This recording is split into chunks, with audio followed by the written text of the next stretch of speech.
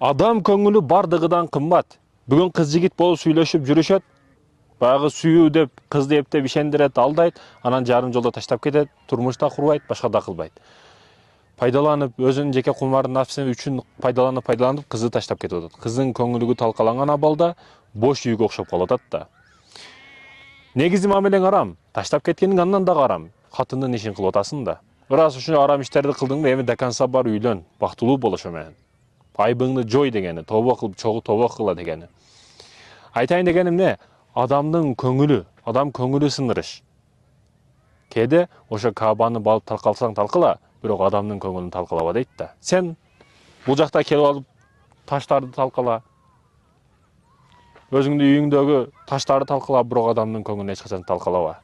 Адамдын көңүлүн сындырба, адамдын көңүлү өтө кымбат.